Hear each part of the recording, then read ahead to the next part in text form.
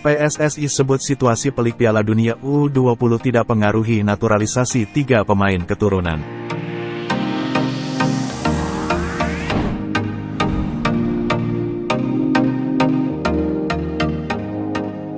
PSSI menyebut bahwa situasi pelik yang tengah menerpa Piala Dunia U20 2023 tidak terpengaruh ke 3 pemain keturunan.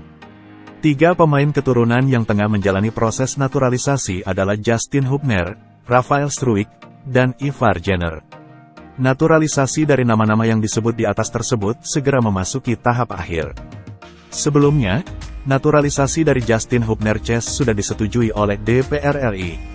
Kini tinggal menunggu waktu untuk pengambilan sumpah kewarganegaraan. Saya tidak pernah melihat ada keterkaitannya dengan itu, ucap anggota Komite Eksekutif, Exco, PSSI, Chairul Anwar saat ditemui seusai menghadiri jumpa pers di kantor NOC, FX Sudirman, Senayan, Jakarta Pusat, Rabu, tanggal 29 Maret tahun 2023. Dia menambahkan, untuk pemusatan latihan, TC, Timnas U20 Indonesia masih berjalan.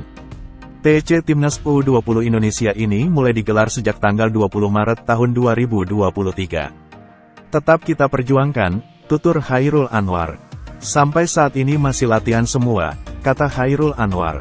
Sementara itu, perhelatan Piala Dunia U20 2023 dilaporkan terancam batal. Indikasinya diawali drawing Piala Dunia U20 2023 yang resmi ditunda beberapa waktu lalu imbas penolakan terhadap keikutsertaan Israel. Semula, Piala Dunia U20 2023 berlangsung di Bali pada tanggal 30 Maret mendapatkan. Saat ini, Ketua Umum PSSI, Erick Thohir, sedang berada di Doha, Qatar, untuk melakukan pertemuan dengan FIFA.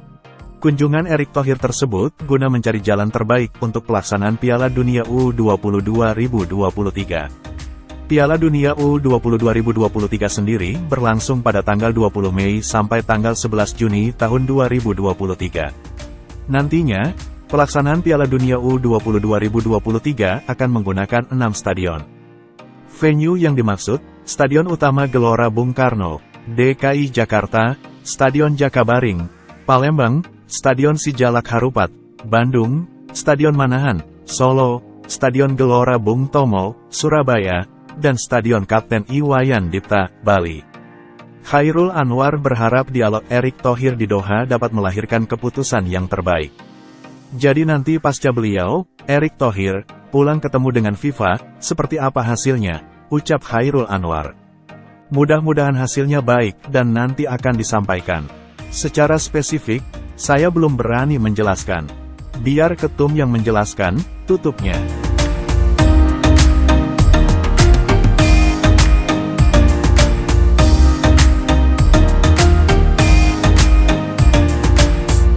Terima kasih sudah nonton.